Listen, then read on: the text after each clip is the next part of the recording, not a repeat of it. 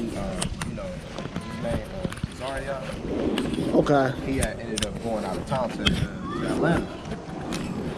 So that same weekend, I had ended up, messing with the family or whatever, and I had ended up spraining, messing up my ankle. Oh yeah. Yeah, my left ankle or whatever. So then I was like, I was like, that's all cool because I was able to make it that week, that same day. That I was like, I don't know if I'm gonna be able to make it now. And I was able to make it. You know what I'm saying? Okay. And then I was able to make it today. So Yeah. I was praying on the injury. Yeah, no, bro. No, I'm glad you did what you did. You gotta do what you gotta do. Yeah. You know, so I'm glad you did. Like I don't be, yeah, I don't, shit, man, bros. I didn't see. There's some brothers now that's down right now, like as far as injuries. There's a brother down right now they got injured. You know, pray for the brother. You know, hope he be alright, cause it's just hell, man. It's like, and then it's like,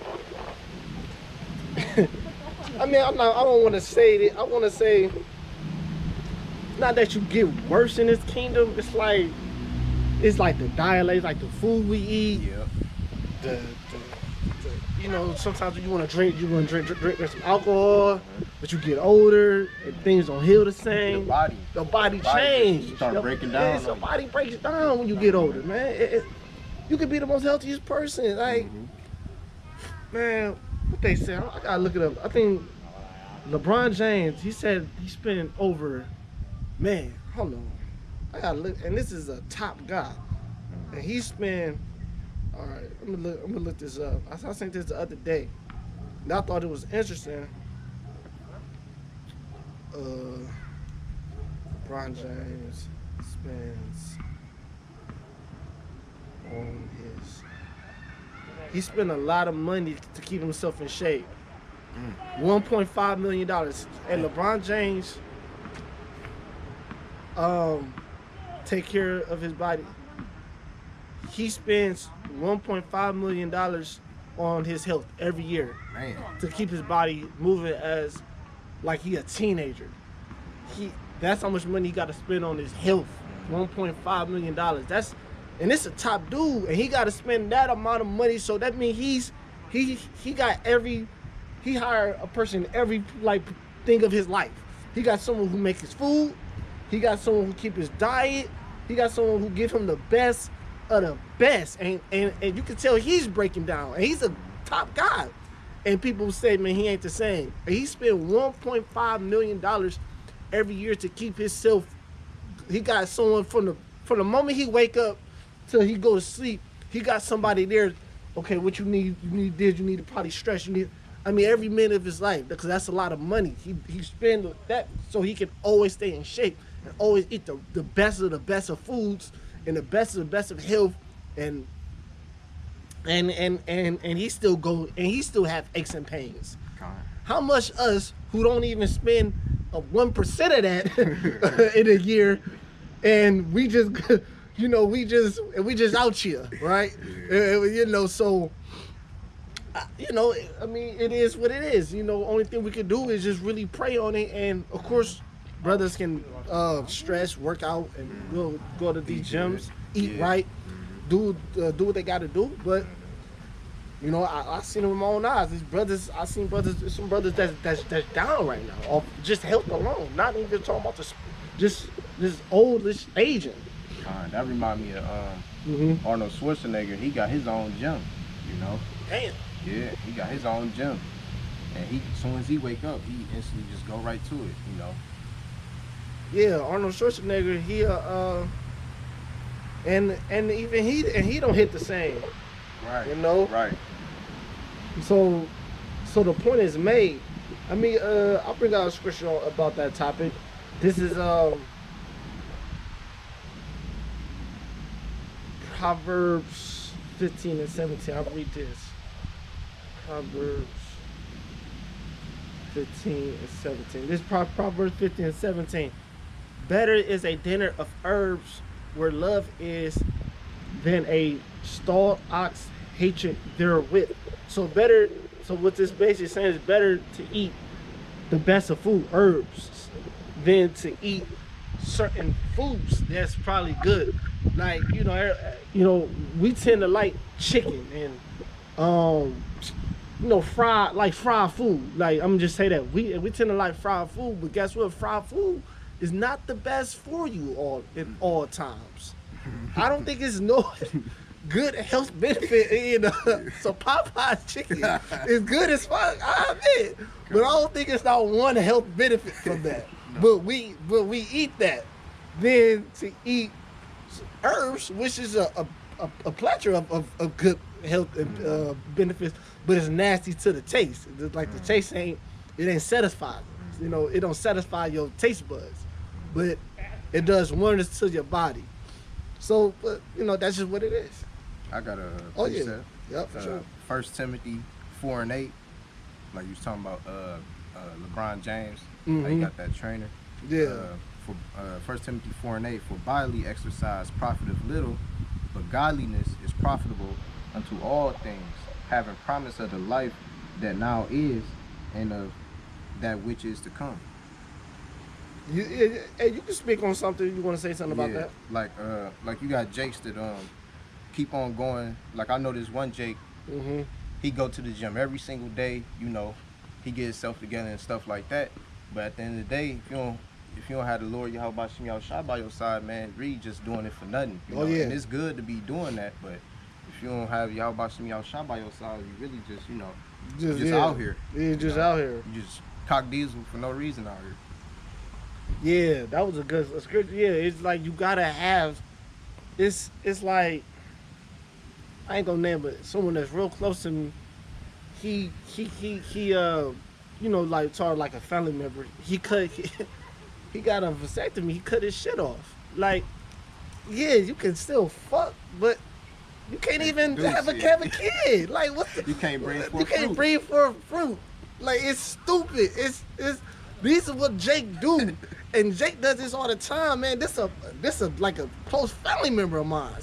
And I'm just thinking to myself, like, yo, that's you became a vain dude. Like, you're vain. Like, it's like just like if a woman get her tube tied, it's almost because she become vain. It's like she become useless. It's certain things of a man and even a woman that you just don't touch. You don't touch. You don't mess with. You don't mess with, man. Every even with animals, every creature have its thing it does. It has a reason, like the ecosystem is perfect. That's how you know the Lord has. That's how I know the Lord is real, because things is too perfect. Everything is harmonized. Everything is perfect. And that's what it is. And that would just remind me of the scripture. Just bear with me, brothers. Let me look it up.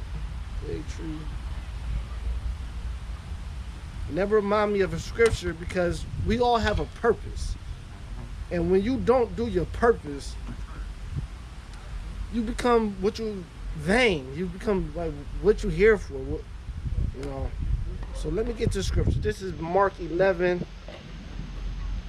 I'm gonna just start at 12. Mark 11. Okay. All right. So anyway, back to Isaiah. Isaiah 34, right? So we were talking about the downfall of America. So, and that's what it is. So the Lord is bringing death and destruction to America, and it's not. I don't like. It's not just to this world. It's chaos.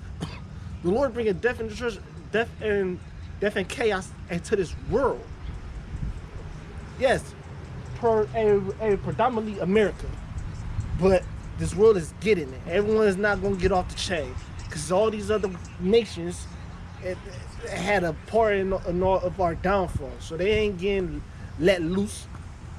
So, verse 4, it said, "And the host of heaven shall be," and it said, "and all the hosts of heaven shall be dissolved, and the heavens shall be rolled together as a scroll." And that's nuclear destruction. You look at the if you look at certain images of when the nuclear bomb goes off, it becomes that mushroom cloud. So that's why here it say a scroll. You know, you can only say what you know. You know, they don't know you gotta realize they didn't know all these new terms that we know now. You know, I'm still learning new terms. You know, so how much more of them? They can only like describe what they saw the best way they could. You know, so together as they scroll, and all the hosts shall fall. This is not with the armies, as the leaf falling from the vine. So it's gonna be easy, as the falling fig from the tree fig. Oh well, look at that. It say, hey, well I never noticed that. So falling fig from the fig tree, and that's funny because Yahweh Shah cursed the fig tree. So it might be some compare there. So I'm gonna look into that more. But with this talking about nuclear destruction, which the Lord, yes, He put the spirit of men, He put that in the mind of a man to create that weapon, just so he can destroy his own self. Yes, just like Haman. A lot of people can't. Oh well, why would it look? The Lord does. He does that in every. If you read the Bible, He always did that. He always makes someone grow up top just so he can fucking destroy himself. Haman with the gallows when he was trying to kill Mordecai in the book of what's the book? Ezra, in the book of Ezra, right? You know, let me just fact check that.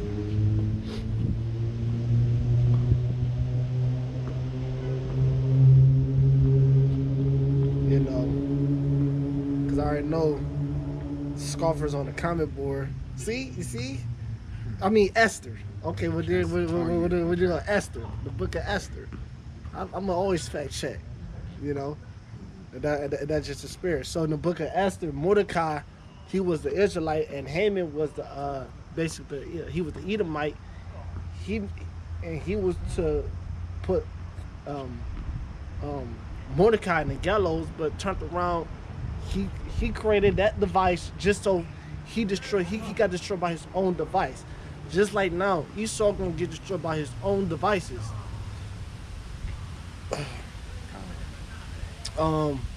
Verse 5, for my sword shall be bathed in heaven, and behold, it shall come down upon Idumea, which is Edomites, just said in a Greek way, and upon the people of my curse to judgment, right? And them the people of the curse, man. These Edomites, they curse people.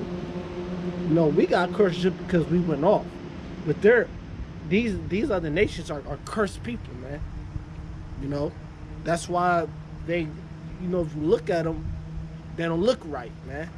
And even when these Edomites, they try to go to these Aborigines islands, these uncharted islands. It was a story, an article that came out a few months ago where these thirsty ass Edomites want to always go into somebody's shit.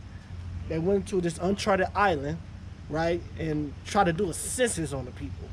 Here, these is bush people who don't know nothing, got melanin in their skin, but when they see you, they know you ain't right. So guess what? They threw a spear at them. They killed them.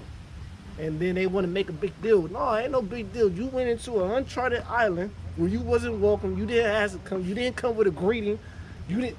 Even when you watch the movies, even I know you gotta come with something. You can't just come to nobody's shit with no. You go to somebody's house. You know, to a cookout. You get invited to somewhere. You bring a gift. You say, look, I brought some liquor. You know what I'm saying? With Jake, bring some liquor. Bring some Patron or some shit. Bring something. Just don't walk in there, man, and think you about to, cause they gonna call your ass out, man. You know, you got some. Hey, you got some ain't shit motherfuckers who would just come. Hey, look, man, you got some people that will come and they would bring something, right? They'll bring some bullshit. But you know what? I take it. But guess what? They will try to take the bullshit back with them that they brought. Ain't shit. I had a motherfucker that brought some it's a cornbread mixture. What's that, Jimmy's? Someone brought some Jimmy's. they sent the Jimmy's. We like, damn, the motherfucker brought some Jimmy's. So we like, all right, cool. We like, cool though. You brought something. That's all we asked. So then when the party was over, we like, damn, where the Jimmy's go? We like, what? Man, find out the bitch took the Jimmy's back, man. So we got some cold-blooded people like that in our race. But anyway, you go to an island, you better have something though. You go to an uncharted island with Aborigines, and they live out of the cold of the bush or the like of the jungle. You better come with an offering. You know, that's just how it goes. Even I know that. You don't come there talking about, oh, I'm about to take a census. They don't know English. They don't know nothing. They don't know none of that. They know you just coming on that territory with cameras and shit. So guess what? You ain't bring no offering. You ain't come humble. Yeah, they do a spiritual ass. Cause you the people of the curse. You don't look right. That's why, and I'm not just talking about bush people. You go to any other country. That's why the only thing that's saving you Edomites isn't these police officers, is the army. When y'all go to these other countries, they call you a gringo and they treat you like shit. Nobody likes you. I go to another country, I'll be good. I have no problems with these other races because it's just I'm an Israelite and they, it is what it is. Like they just, are you cool? But these Edomites, they go there, man. They did all these rape, rob, and murder with all these other countries. They got something against you, man. They got something against you. That's why, you ever ask one of these Edomites, oh, no, I don't go nowhere. Yeah, I know why. They know 911 out in El Salvador or in Mexico or different places in South America or in the Middle East. Y'all wouldn't dare go to the Middle East. I didn't even know why I even said. Y'all wouldn't even dare go over there. It's a whole continent where y'all wouldn't even dare go. But we go over there, we be good. We people, shit, that's our land over there. Our land goes fucking rejoice when we go over there, man. Get that going right there. All right. Okay, so back in Isaiah. So in 34. Where was Isaiah 34? Verse 7. It's saying, the unicorns shall come down with them, and the bullocks with the bulls, and their land shall be soaked with blood, and their dust made with fatness. For it is the day of the Lord vengeance, in the year of recompense for the controversy of Zion. And that's what it is, man. It's the people say, people say vengeance is a bad thing. Vengeance is a great thing, man. Hey, just like the hey, man, if you look at in the animal kingdom, if you see if a mama lose one of her cubs, that mama is out for blood. In the animal kingdom, that mama ain't about to let that shit go. Even them grizzly bears, if you mess with the one of them cubs, that grizzly bear gonna be on your motherfucking ass. Man, messing with, that's revenge. That's vengeance. They want your ass. That's not, cause you fuck with them, so they want they get back. Here it is. Everything is like that, man. People, and then Edomites like to tell us, oh, you should, man, look, the Lord tell us something different. Seek revenge. It's nothing sweeter than that. That's a sweet thing to get. I ain't afraid to say it. Yeah, I want to be saved, but shit, I want my revenge too. A lot of people, hey, look, it is what it is. I want my get back. Call me petty, I don't care what you call me. Hey, people think, well, petty is not, hey, well, look, it's a king. The king want his way. The kings want their shit like to how they want it. You know, you might call a person Patty. Call me what you want. This is how I want it, because I'm a king. I want, when I walk in, I want someone to open the door for me as I walk. You know, I want to be comfortable. I want gold everywhere. Solomon wanted his kingdom where he dwelt made of gold. Someone will call that petty. Oh, you being petty? No, he said he wanted literally everything in this shit was made of gold. And so if it was made of something else, he would have been mad as fuck. He would have walked. If he sat down where he ate, he pulled his chair and noticed this ain't gold. This is a chair. This is a regular wooden chair. And he probably would have flipped the fuck out. Oh, he petty. No, he ain't petty. He said he want a house made of gold. He want everything gold in that motherfucker. I want to where I sleep at, to the bathroom.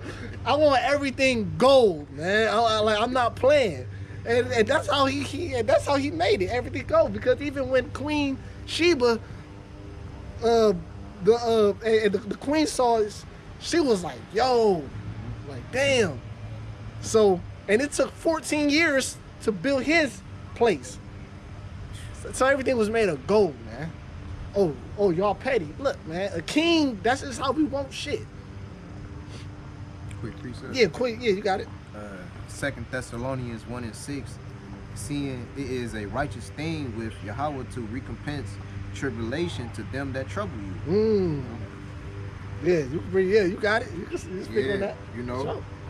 Basically, you know, Jake, we tired of, you know, going through, we tired of being, I really don't call this no kingdom, it's more like a queendom, man, because a whole bunch of effeminate people and stuff here and stuff, you know, Jake steady being oppressed every day, and basically, you know, we just want that vengeance, you know, like we were saying, Isaiah 63:4, matter of fact, let me grab that one time.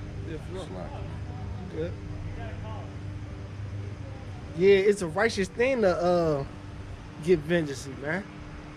Why you think boxers, when they lose, they want you to run that fight back?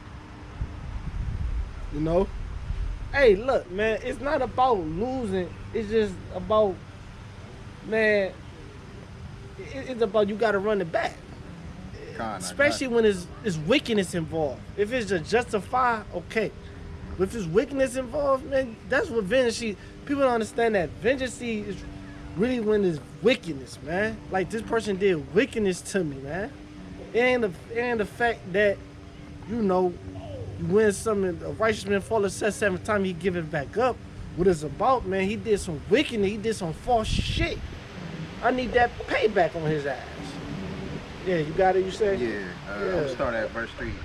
Isaiah 63:3. I have trodden the wine press alone, and of the people there was none with me.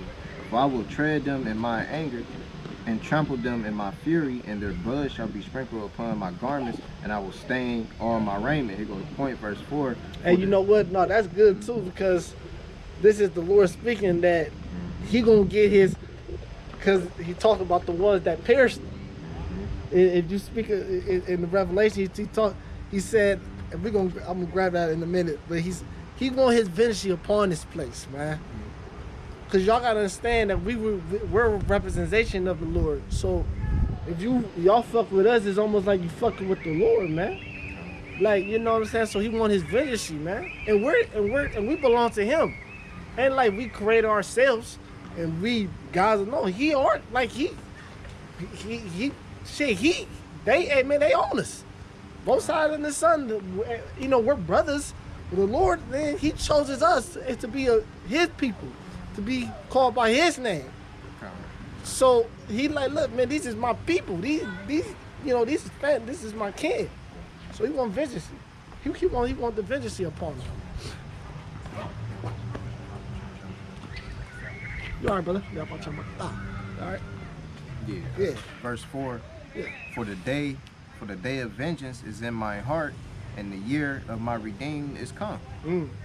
Yeah, the year, and it's that's the thing brothers don't understand. It's a process. You know, things don't happen overnight. You know, we gotta learn patience. because if you read about our history, we lack that. We lack that to the utmost. When the Lord was with us and doing everything we wanted, we didn't appreciate it. So now, guess what? We gotta learn the foundation. That's why I always tell brothers that learn the foundation, learn this truth, learn patience, learn how to just learn the Lord for His own. Oh, hey, brothers, no, look, learn this truth, learn what it means. Lord gonna always send you fruit. Lord gonna always send you help. But if you lack patience, if you lack the ingredients, like the roots of this, it wouldn't even matter anyway. Like the bro came, you're all good, shalom. Like learn that be fully persuaded in your own mind, as the scriptures say. Don't do it because be fully persuaded in your own mind, man. I got a precept. Yeah, bring them out. Bring them out. Luke 9:62. And Yahweh Shah said unto him, no man having put his hand to the plow and looking back is fit for the kingdom of the Most High. Yeah, that's straight up. Hey, that's just one of those. Hey, you're not fit. Like, you gotta. In this thing, like that's why I say, like, what you gon'? It's no, like I say, it's zero because it's like that's why I say you can't be like, you can't point to no. Lord don't want you to point to nobody. This is not like, oh well.